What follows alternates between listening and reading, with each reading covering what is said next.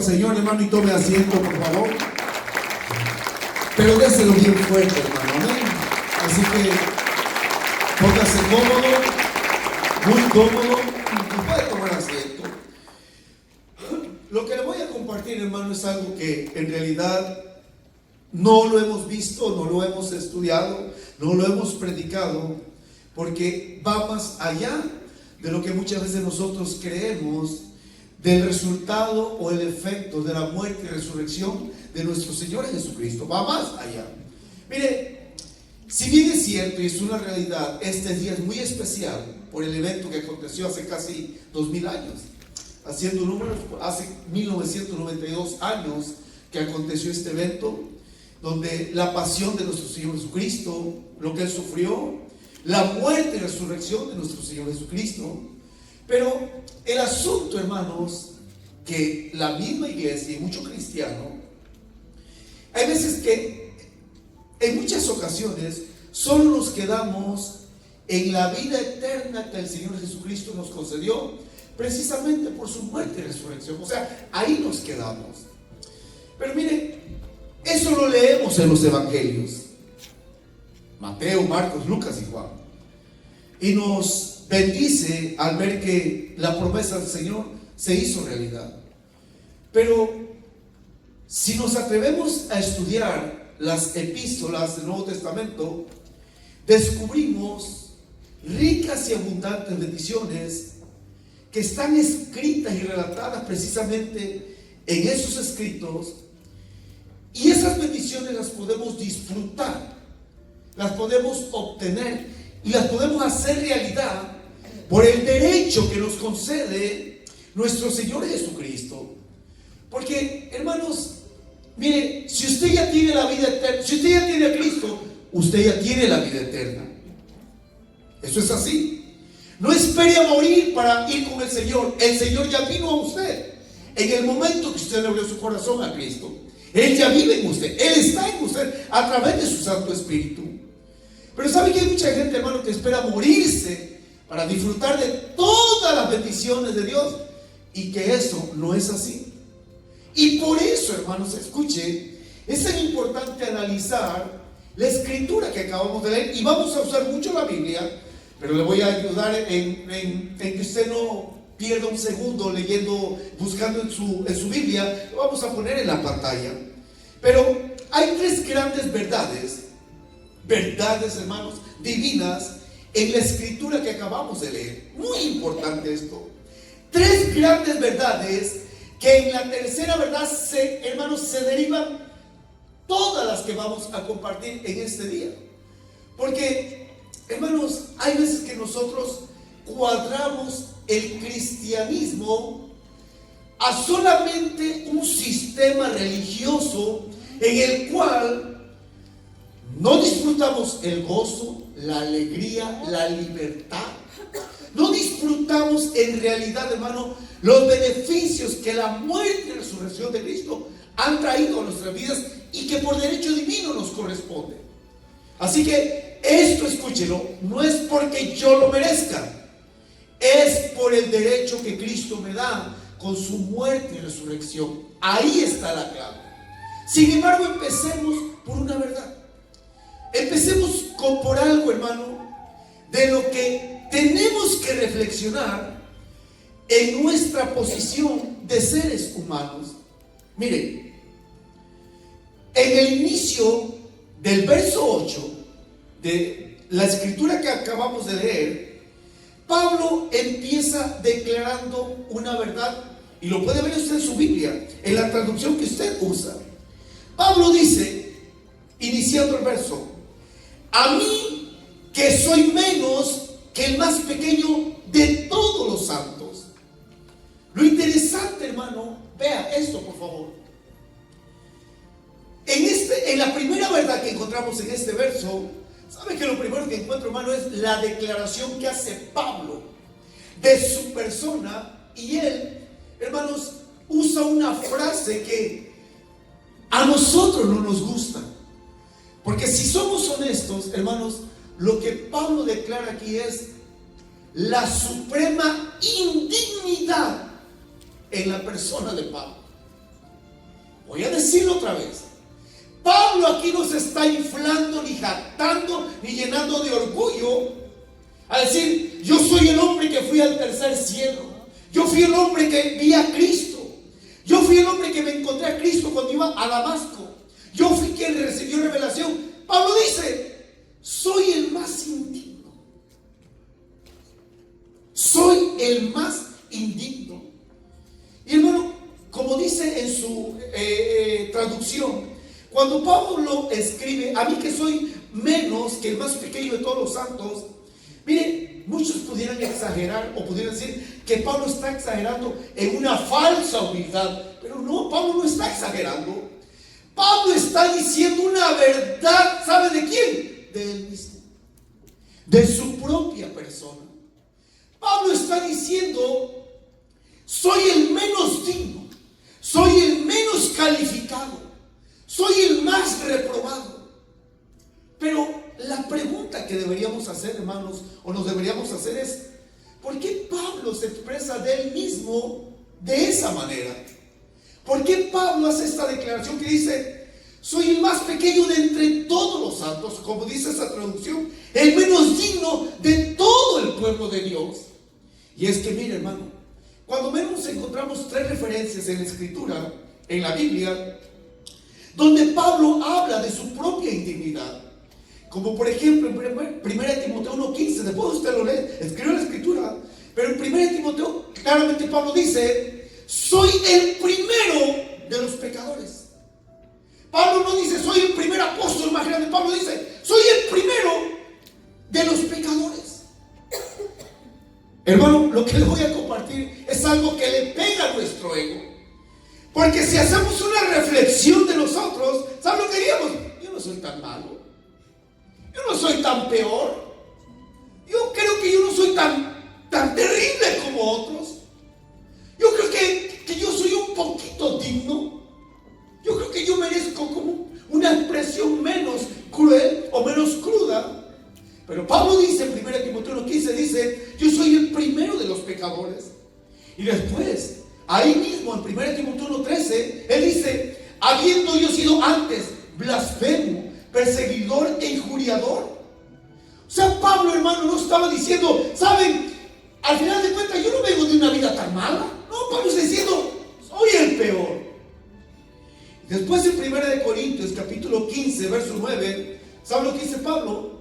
De todos los apóstoles, de todos los grandes apóstoles, soy el más insignificante.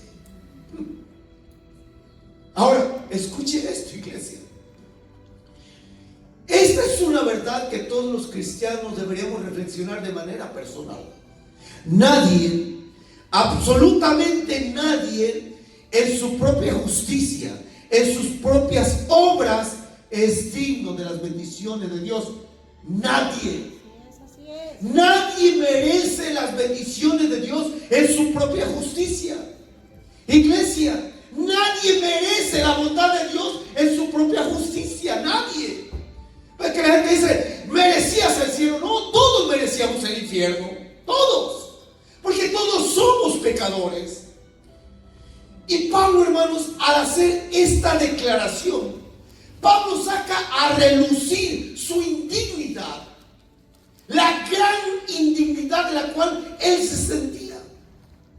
Y la pregunta, hermano, que intercalamos, que metemos en esta parte es: honestamente, los cristianos actuales, ¿qué sacamos a relucir de nosotros?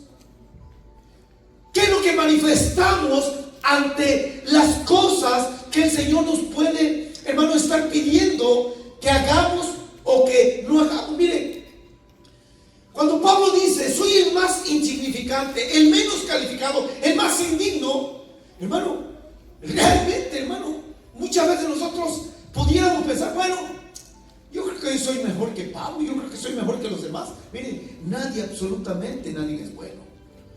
En una ocasión al Señor Jesucristo le dijeron: maestro bueno. ¿Sabe lo que él dijo? ¿Por qué me llama bueno? Nadie es bueno sino solo Dios. Y obviamente le está hablando de sí mismo en su persona como Dios. El único bueno es Dios. Pero ¿qué de bueno hay en el ser humano? ¿Qué de bueno hay en nosotros? nosotros, la Escritura claramente relata, hermano, dice, todos, absolutamente todos nos descarriamos. Todos pecaron, todos. Y eso es lo que tú y yo deberíamos ponernos a pensar. ¿Qué me creo para pensar que merezco las cosas buenas de Dios? Pero lo tremendo de esto, hermano, es que mire, ¿sabe que muchas veces a quien hacemos indigno es a Dios? Dios no merece mi servicio. Dios no merece que yo le sirva. Dios no merece que yo le alabe. Dios no merece que yo le dé algo. Y hermano, al final de cuentas, ¿quién nos da todas las cosas? Dios. A veces que pensamos que todo es mi esfuerzo, mi sacrificio, mi trabajo, mi dedicación. ¿Qué pasaría si Dios, hermano, permitiera que perdiéramos la salud? ¿Qué pasaría que Dios permitiera, hermano, que cayera migración sobre su familia? ¿Qué pasaría? ¿Qué pasaría? ¿Sabe qué? Ahí estuviéramos lamentándonos. Dios, ten misericordia. Dios, líbrame de esto. ¿Por qué llegar a ese punto cuando podemos reconocer que somos indignos en nuestra justicia, en nuestra propia bondad? Porque al final de cuentas, hermanos, ante Dios no hay grandes. El único grande es Él, nadie más. Amén. Y Pablo empieza reconociendo su indignidad. Soy el más pequeño, soy el menos digno. Pero sabe, así como Pablo declara la suprema indignidad de su persona, ahora Pablo intercala la suprema gloria del mensaje que él era portador. O sea, vean lo paradójico. Alguien que es indigno se le confía un mensaje tan glorioso. Alguien que se considera a sí mismo el más pequeño, se le concede el privilegio de compartir el mensaje más grande. Y hermanos, por eso Pablo sigue diciendo ahí en el verso 8, dice, aunque soy el menos digno de todo el pueblo de Dios, entonces Pablo dice, por su gracia. Vean lo que dice, por su gracia. ¿Se da cuenta que Pablo no dice porque soy bueno? Porque conozco la ley, porque fui un fariseo, porque fui una persona muy buena. No, Pablo dice, soy indigno, supremamente indigno, pero por su gracia, diga, por la gracia. Entonces Pablo intercala, hermano, y dice, y reconoce, es por gracia, es por la gracia de Dios, es por su gracia, no porque yo soy bueno, es porque a Él le plació. Y dice ahí, por su gracia Él me concedió el privilegio de contarles a los gentiles. O como dice su Reina Valera, hermanos, ahí, léalo por favor. Dice el verso 8, me fue dada esta gracia de anunciar entre los gentiles el evangelio. Diga, evangelio. Y hermano, esto es interesante porque mire, el más indigno se le confía el más grande mensaje. Y esto es paradójico, hermano, porque si nos alineamos con Pablo, todos nosotros somos indignos. Si usted me preguntara, pastor, ¿se cree digno de ser pastor? No, soy el menos calificado, soy el más reprobado, soy el que menos debería estar aquí, soy el que menos debería ocupar una silla en este lugar, soy el más indigno, soy el peor de los pecadores. Pero por la gracia de Dios, por gracia de Dios, Él me alcanzó con su evangelio. A usted y a mí, que nos alcanzó el evangelio de la gracia, ahora tenemos una responsabilidad. Iglesia, quiero decirte algo. No hay mensaje más poderoso que pueda haber en tus labios que es predicar el evangelio de Cristo. No hay mensaje más poderoso. No hay palabras más poderosas que tú puedas hablar con las personas, decirle, Dios te ama, Él murió por ti, Él resucitó por ti, Él sufrió por ti, Él venció por ti, Él viene por ti. ¿Saben por qué? Porque la gente, hermano, está harta de escuchar malas noticias. Continuamente los noticieros, la nota roja, muertes, balaceras, asesinatos, drogas, hermano, un montón de cosas. La gente necesita escuchar buenas noticias, no chismes. La gente, amigo, la gente, iglesia, necesita que tú vayas y le digas: ¿sabe qué? En Dios hay esperanza, en Dios hay solución, en Dios hay provisión, en Dios hay perdón, en Dios puedes encontrar la paz en medio de tu problema. Ese es el mensaje del Evangelio. Ese es el mensaje, porque ¿sabe qué, hermano? La gente lleva muchos mensajes, y mensajes que en ocasiones, en vez de darles esperanza, los acaban de derrumbar. El ser humano continuamente está hablando de cosas que no deberíamos hablar. Hay gente que en este instante, hay personas que en este momento están pasando una serie de problemas en el matrimonio, en la familia, con el cónyuge, con los hijos, en el trabajo, hermanos, en todos los ámbitos sociales, en todas las áreas de su vida. Yo te digo algo, amigo: Dios tiene poder. Por eso Pablo dijo: no me avergüenzo del Evangelio, porque es poder de Dios para salvación. Y la palabra salvación literalmente significa ser librado de el poder de Dios. Te puede librar del problema, y si no te libra del problema, te da paz para que pases por encima del problema, porque esas son las buenas nuevas del Evangelio. Yo te digo algo: proclama el mensaje de buenas nuevas, habla del mensaje de buenas nuevas, porque eso es lo que Pablo está diciendo aquí. Soy indigno, pero por gracia de Dios se me confió predicar el más grande mensaje que podía venir del más grande de todos, que es nuestro Dios. Por eso, mi hermano, ese es nuestro supremo privilegio, de poder proclamar que solo en Jesucristo hay vida eterna, perdón, redención, sanidad, restauración, paz, gozo. Y este privilegio solo se nos concedió a los redimidos por la sangre de Jesús. Predique el Evangelio, no predique otra cosa. Hable de Cristo, no hable de la gente. Hable de la gente de Cristo, no hable del pastor, del maestro, del grupo de alabanza. No hable de los demás, hable de Cristo. Amén. Ahora, ese es el supremo mensaje. Pero entonces viene la tercera verdad, hermanos.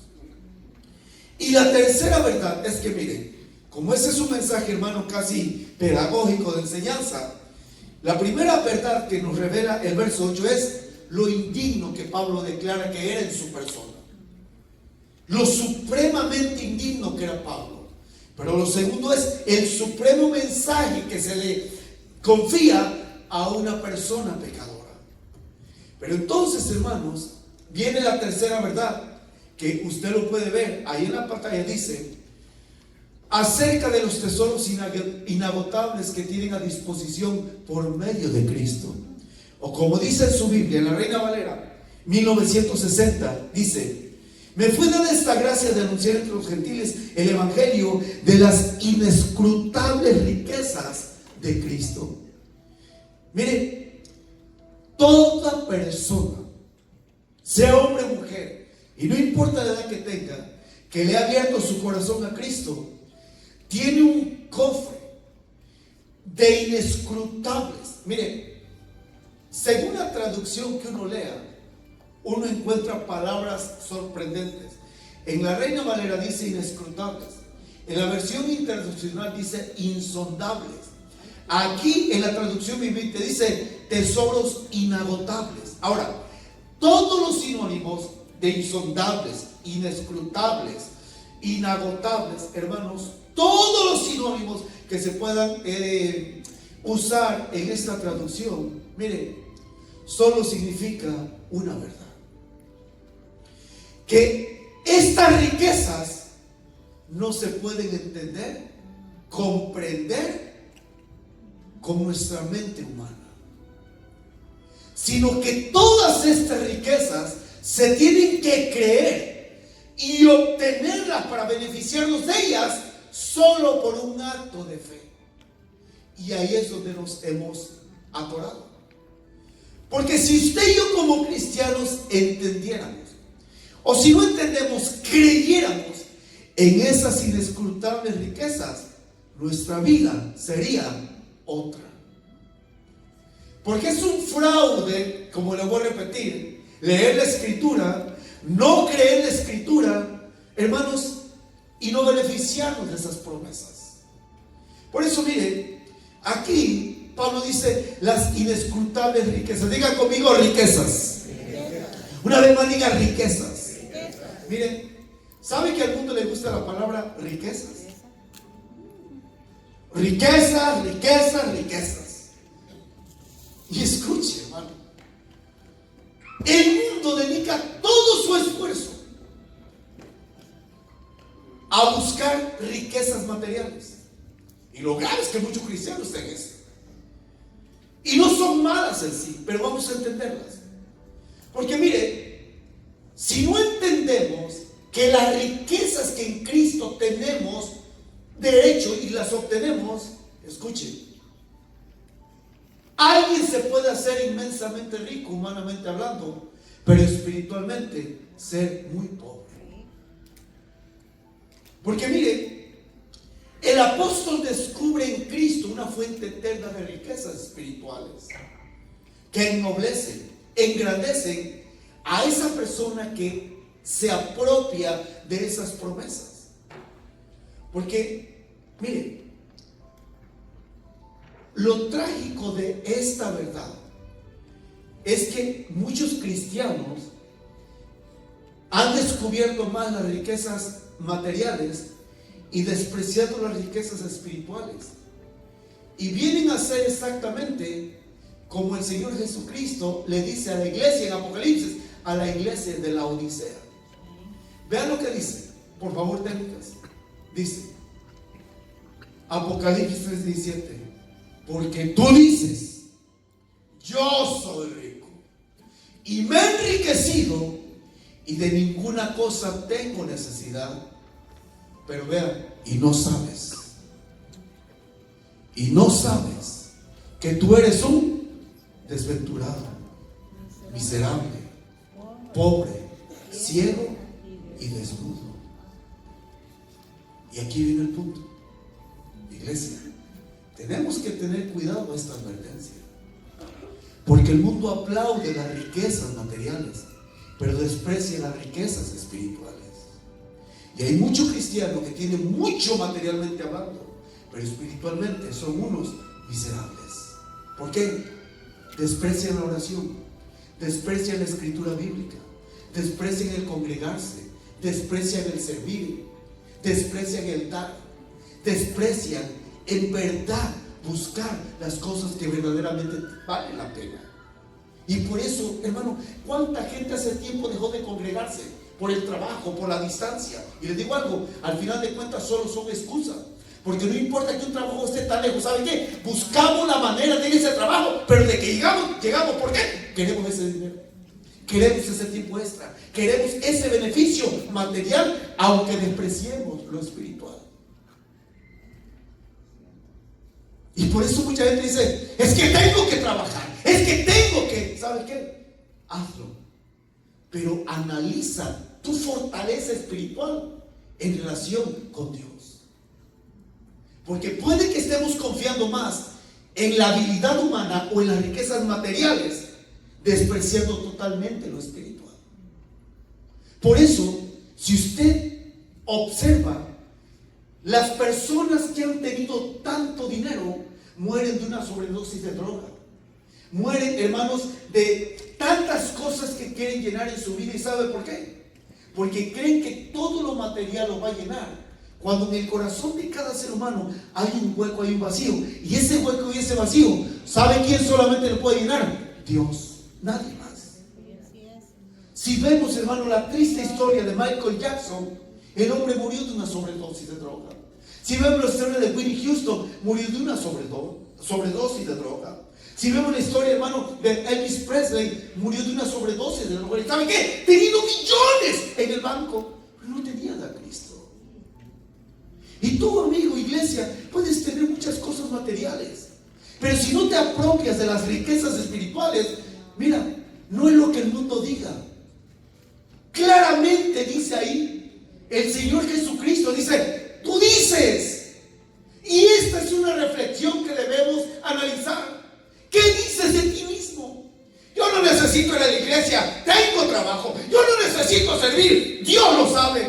Y si Dios te quita el trabajo, Y si Dios te quita la salud, y si Dios te quita la libertad, entonces ahí vamos a estar humillándonos. ¿Qué necesidad hay de eso? ¿Qué necesidad? Por eso piensa en esto. ¿Qué dice de ti? ¿Qué dice de ti la gente? Te aplaude, wow, mucho contrato, mucho trabajo y mucho dinero. Pero ¿qué dice Dios? ¿Sabe qué es lo trágico aquí? Que ni la propia persona se da cuenta de su condición espiritual con Dios. Por eso dice ahí, y no sabes que tú, vean, dice, y no sabes que la iglesia es una palabra personal directa al ser humano, a cada individuo, a cada sujeto, a cada persona. Tú dices, pero lo que yo diga para Dios es basura. ¿Qué dice Dios? Tú dices, yo soy rico, me he enriquecido, de ninguna cosa tengo necesidad. Pero de repente dice, y no sabes que tú eres un desventurado, miserable, pobre, ciego y desnudo. Eso es lo trágico, hermano. Lo trágico es que estés dentro de una iglesia donde se predica la palabra de Dios y sigamos con nuestra obstinación. Eso es lo trágico. Ahora, ese es un punto de vista, hermano, que tenemos que reflexionar de manera individual. Pero como vamos a hablar de las riquezas inescrutables en Cristo, es lo que vamos a analizar. Por eso lo voy a repetir, hermanos. Mire, la palabra inescrutable, hermanos, significa así de sencillo. Son recursos ilimitados de Dios en Jesucristo. Así de sencillo. Son recursos ilimitados divinos en la persona de Jesucristo. No tratemos de entender lo inescrutable. Creámoslo y apropiémonos de esas bendiciones. Amén. Eso significa inescrutable. Pero ahora vamos a hablar de las riquezas espirituales, de las inescrutables riquezas. Amén. Mire, yo quiero decirle algo, hermano. ¿Sabe que hay personas, hermano, que en vida, herederos, que nunca trabajaron por una fortuna? Sus padres trabajaron todo lo más fuerte, pero de repente muere ese padre, mueren los progenitores, y ese heredero, ¿sabe qué? Le toca una gran herencia y nunca trabajó, nunca hizo nada. Mire, esa herencia, esa riqueza, no la puede recibir hasta que muera el que lo va a heredar. Y yo le quiero decir algo, hermano. Escuche, Cristo cuando anduvo en este mundo no podía haber beneficiado mucho, pero si Él no moría, no podía enriquecernos. Por eso vea lo que dice la siguiente escritura. Vea lo que dice 2 Corintios 8:9.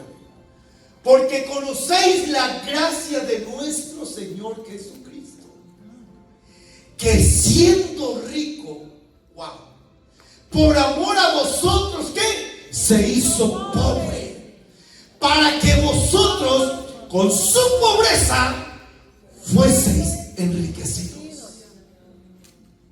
Escuche, Cristo siendo rico, Él voluntariamente dijo, yo no puedo ver a mis hijos, a mi creación en esa miseria. No los puedo ver en esa desgracia, en esa tristeza.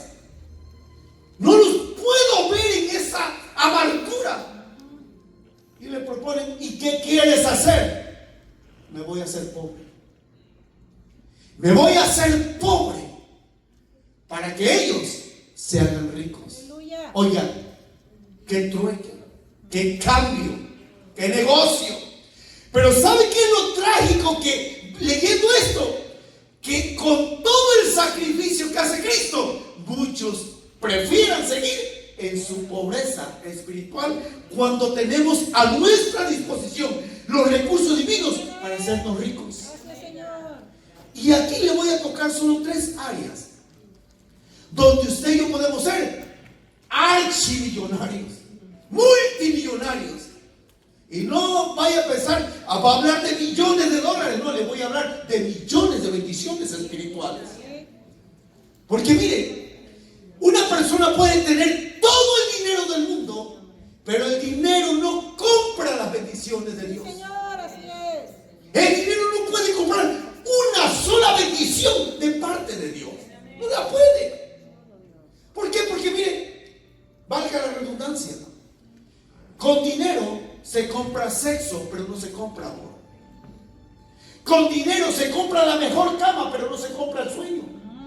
Con dinero se compra el mejor comedor, pero no se compra la armonía en la familia. Señor, así es. Con dinero se le puede pagar a un doctor, pero no puedes comprar la salud.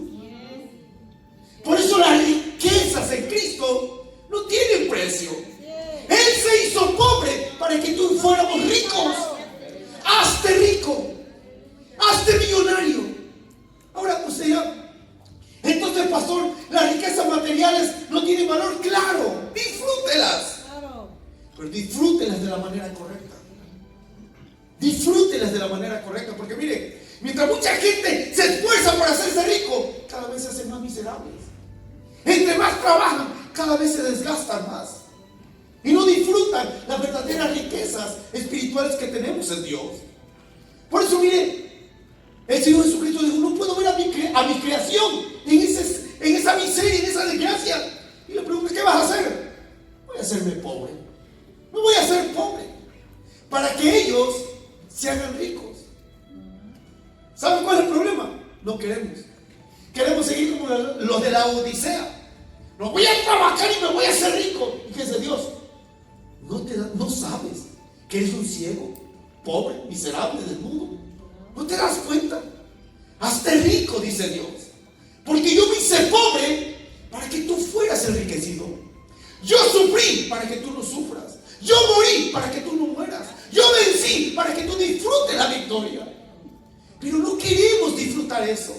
Por eso escucha esto. Vamos a ver las riquezas inescrutables en Dios.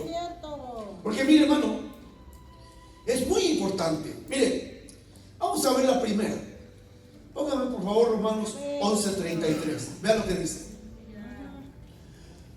Oh profundidad de las riquezas, de la sabiduría y de la ciencia de Dios. Diga, riqueza en sabiduría. Por favor, escuche esto. Vea, compare esto. Cuando Dios le dijo a Salomón, pídeme lo que quieras, que yo te lo voy a dar. ¿Sabe lo único que pidió Salomón? Dios, dame sabiduría. ¿Y sabe lo que el cristiano actual pide? Dios, dame más contratos, dame más trabajo, dame más overtime, full time, dame más. ¿Y sabe cuál es el problema? Dios dice, estás pidiendo lo incorrecto. Te estás equivocando porque eres un ignorante. Eres una persona que no ve la riqueza espiritual y a la vez material que puedes obtener cuando tengas mi sabiduría. Porque hermano, vea, oh profundidad de las riquezas, de la sabiduría y de la ciencia de Dios. Iglesia, tú y yo no necesitamos más contratos. Tú y yo no necesitamos más dinero. ¿Sabe qué necesitamos? Sabiduría. Sí, Señor. Mira, una cosa es ser inteligente y otra cosa es ser sabio. Si te llevo a la palabra, el diablo es más inteligente que tú y que yo, pero él no es sabio.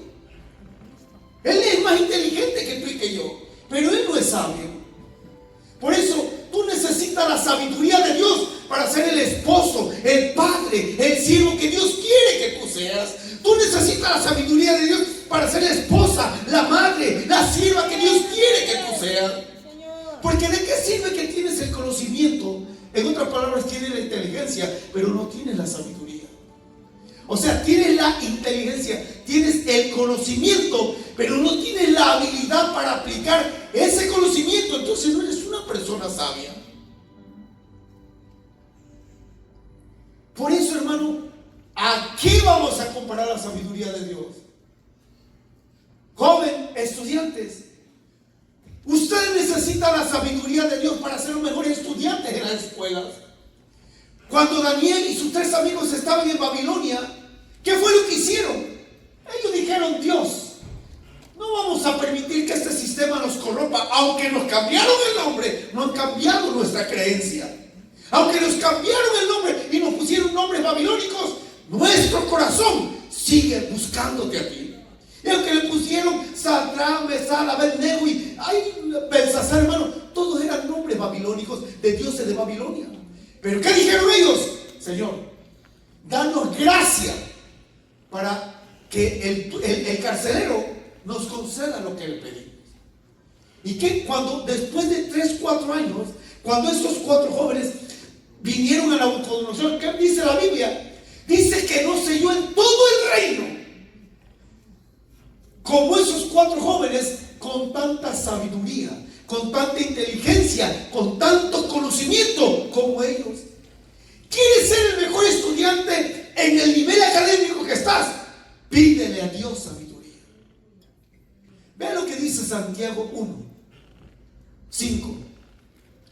Y si alguno de ustedes tiene falta de sabiduría, ¿qué?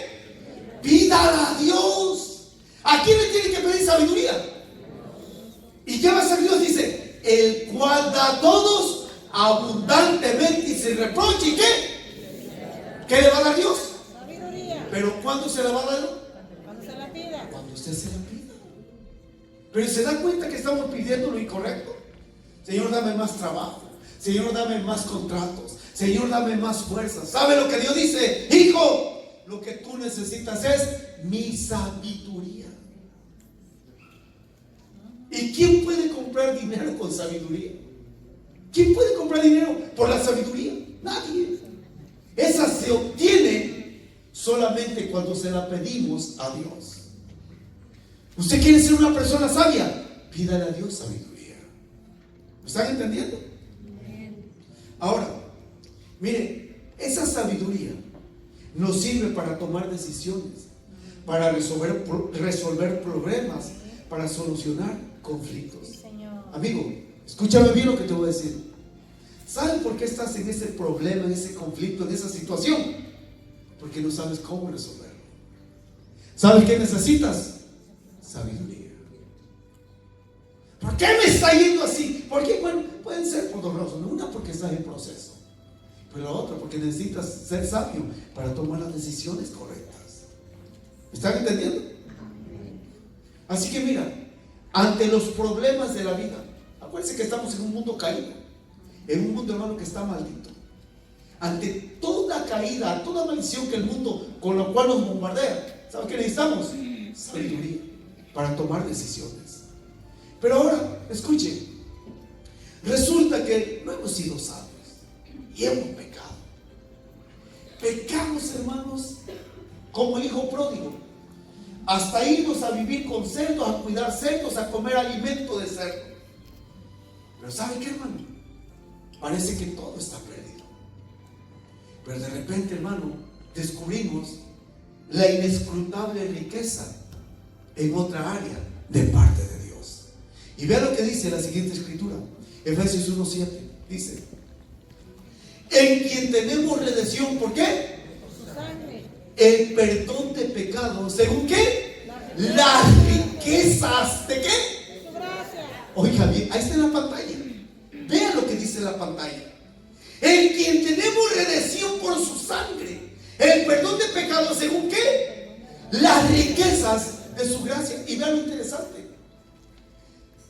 ¿Qué acto humano podemos hacer tú y yo para obtener el perdón de pecados? ¿Qué puedes hacer para que Dios te perdone? Mira, esto es lo tremendo. Vea bien lo que le voy a decir. Amigo, iglesia, escúchalo por favor. Tu pecado no puede ser más grande que la gracia de Dios. No estamos alcahueteando eso, Lo que te estoy diciendo es: tu falla, mi falla, tu error, mi error, nuestro pecado nunca será más grande que que la gracia de Dios. Porque claramente la palabra de Dios dice, donde abundó el pecado, sobreabundó la gracia. ¿Y sabe cuál es el problema? Que muchos de nosotros nos dejamos impresionar por el pecado que cometimos. Y ahí te tiene el diablo acusándote, torturando, diciéndote, no mereces la bendición, no mereces la paz, no mereces la armonía, no mereces nada, eres un pecador. Pero cuando descubres la riqueza de la gracia de Dios, hermano, amigo, ¿sabe lo que Dios te está diciendo? Tu pecado no me impresiona, tu falla no me asusta, porque yo sé que eres un ser humano. Y ¿sabes qué? Aquí está la riqueza de mi gracia para perdonarte, para salvarte, para restaurarte, para levantarte. Pero hay una condición, ¿cuál? Reconoce tu pecado, porque es lo que la Biblia dice en 1 Juan 9.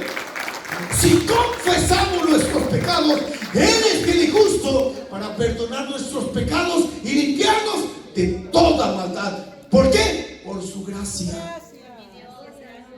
Es lo que el mundo no entiende. Imagínense, hermano, le pongo un ejemplo muy claro. Imagínense que el narcotraficante más grande de México, actualmente, el Chapo Guzmán, después de que mató gente a sangre fría, después que descuartizó gente, hermano, ese hombre tenga un encuentro con Dios, ese hermano va a decir, ese tipo no merece el perdón, ese tipo no merece una oportunidad. ¿Y quiénes somos tú y yo para decir eso? ¿Sabe lo que Dios dice? Mi gracia es más grande que tu pecado. Mi gracia es más grande que tu falla y que tu error. Así es mi gracia. Así de grande es mi gracia. ¿Y quién puede obtener el perdón por un acto humano? Nadie. ¿Sabe qué? Esa es la riqueza de la gracia de Dios. Hay mucho que hablar de este asunto, hermano, pero tenemos que ir a disfrutar la rica comida que Dios nos ha proveído para este día. Pero quiero tocarle un punto más, porque esas son riquezas que vamos a disfrutar en un instante.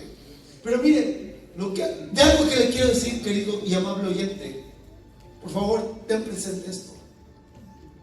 Nunca te dejes impresionar por tu pecado. Nunca te dejes impresionar por tu falla. ¿Sabe por qué? Porque Dios ya sabía que ibas a pecar. Y Dios, en su gracia y misericordia, expande su gracia para que tú seas enriquecido con eso.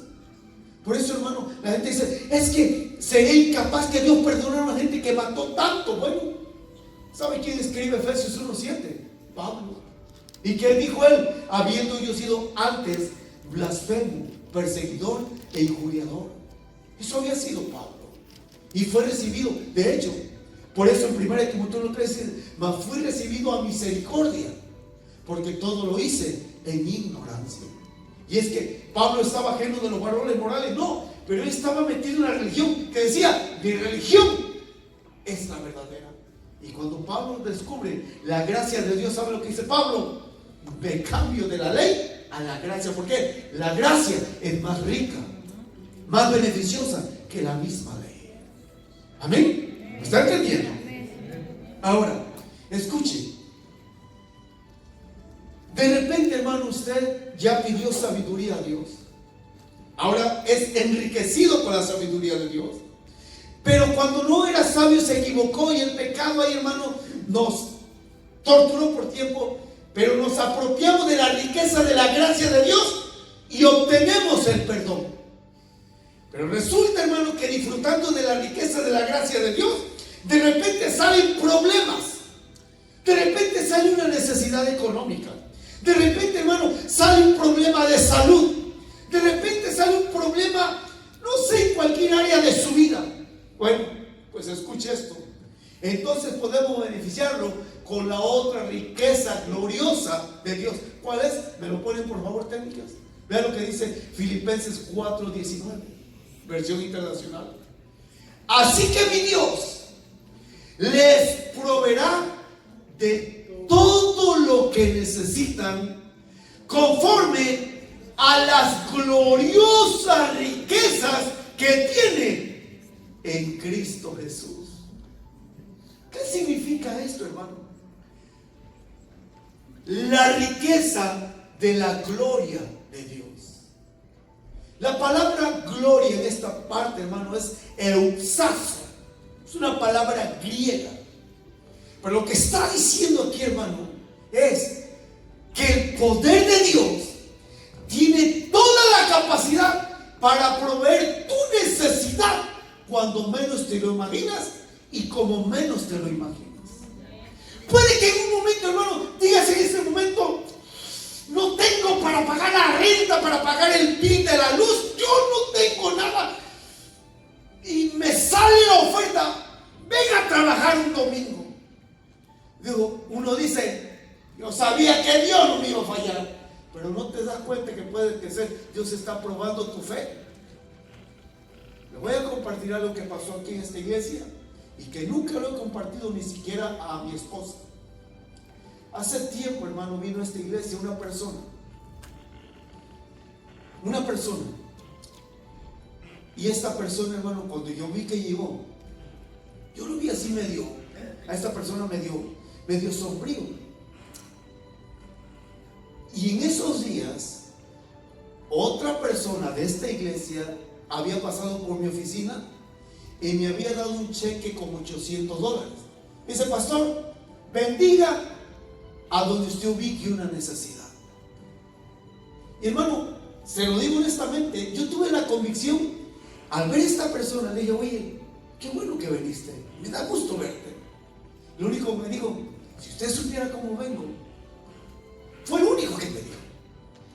Pero en la prédica, hermano, yo vi el rostro de esta persona y cada vez tenía más convicción que era esa persona a la cual yo tenía que dar ese sobre de dinero. Mire, terminó la prédica y no le dije: por favor, regálame un minuto, pasa a mi oficina. Lo único que le dije: mira, ¿sabes qué? No sé cuál sea tu situación, en verdad no lo sé, pero recibe esto de parte de Dios. ¿Sabe que esa persona, hermano, abrió el sobre?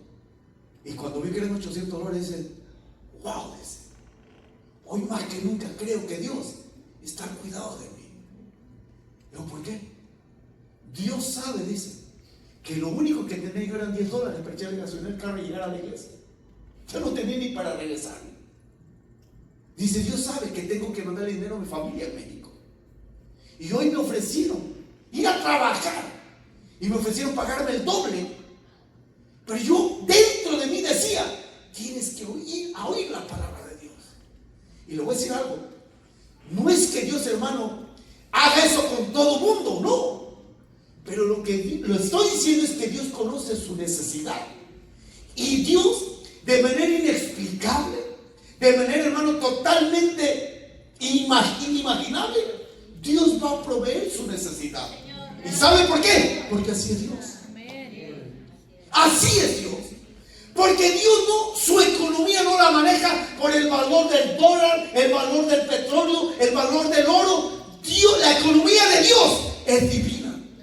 Y Él tiene poder para proveer su necesidad si usted se atreve a ejercitar su fe. Porque no hay poder humano que detenga la gloria de Dios. Por eso, mire, ante una muerte, ¿qué le dijo Cristo a la hermana Lázaro? ¿No te he dicho que si crees verás mi gloria? Esa mujer estaba: yo sé que va a resucitar. Aprende que ahora mismo puedes ver mi gloria y la vas a ver. ¿Por qué? Porque nada ni nadie detiene el poder de Dios. ¿Por qué? Porque si usted se apropia de la riqueza, de la gloria de Dios, no va a haber problema que usted lo detenga. ¿Por qué? Porque usted cuenta con el respaldo de Dios. ¿Sabe qué? Nadie lo puede detener. Y le estoy hablando solo de un área.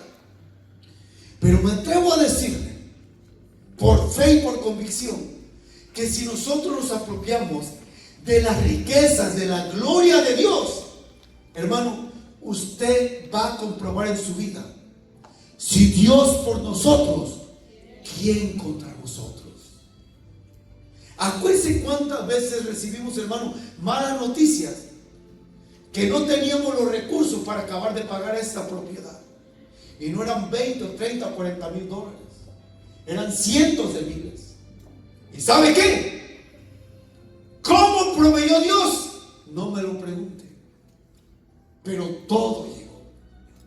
Y remacho esto, porque estamos con el deseo de cambiar todo el sistema Y usted va a decir, ahí va otra vez el pastor, pues ahí voy otra vez. No sé cómo Dios lo va a proveer, pero Él proveerá $100,000 con usted y sin usted, conmigo y sin mí. ¿Sabe por qué? Porque es la gloria la que vamos a exaltar de Él. Así que por mí en la mañana pasó una niña a mi oficina.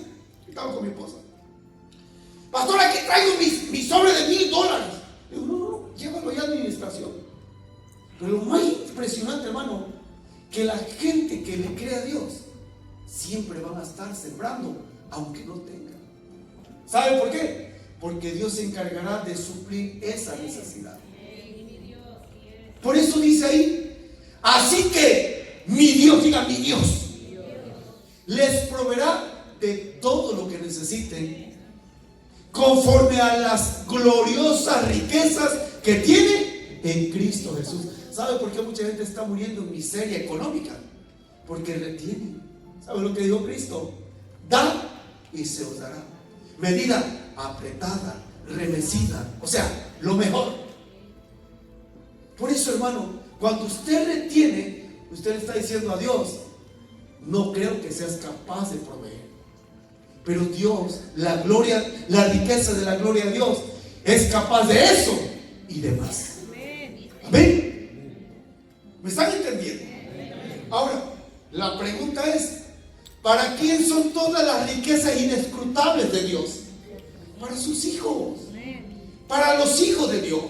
Cuando alguien confía en el Señor, de inmediato pasa a ser un multimillonario espiritual. ¿Por qué? Porque tenemos fe. Por eso, mire, iglesia, con esto voy a terminar, el tiempo ya se nos fue. Amable oyente, querido amigo, amiga que estás aquí,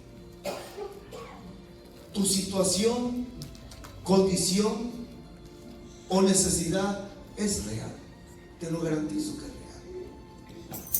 Pero sí mismo de real es la riqueza que en Jesucristo puedes obtener. Así son las promesas de Dios. Porque mira, a todo pecado humano, a todo conflicto, a toda ignorancia, el Señor va a proveer para eso. Por eso mira, los beneficios de la muerte y resurrección de Jesucristo no son solo para la eternidad, es para ahora mismo. Vea lo que dice Apocalipsis 3:18. Dice, por tanto, yo te aconsejo, vea el consejo de Dios, que de mí compres oro refinado en fuego, para que seas ¿qué? Rico. Y vestiduras blancas para vestirte, y que no se descubra la vergüenza de tu desnudez, y unge tus ojos con colirio para que ¿qué? Ahora, ¿cuánto cuesta eso? Vea lo que dice la siguiente escritura. A todos los sedientos, venid a las aguas, y los que no tienen dinero, venid, comprad y comed. Venid, comprad sin dinero y sin precio vino y leche. ¿Sabes lo que le tienes que pagar a Dios? Solo que le creas, porque en Dios todo es por gracia y gratis. En Dios todo es por gracia y gratis.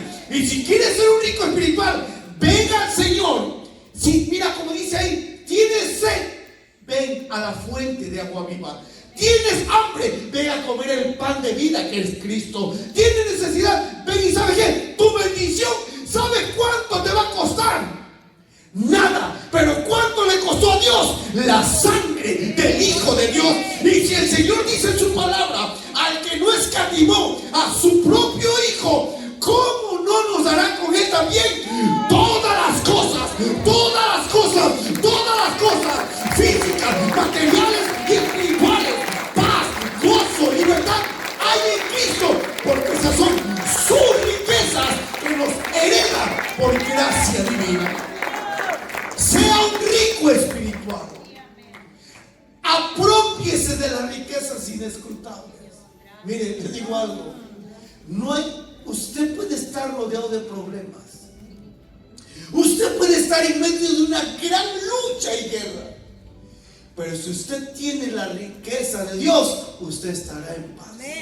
Ruja el enemigo, ruja el gobierno de este país, ruja Donald Trump, ruja quien ruja. Hay un león que ruge más fuerte, que es el león de la tribu de Judá, el cual nos guarda, nos cuida, nos protege y nos defiende, porque Él es nuestro Dios. Él es nuestro Dios. Hágase rico espíritu.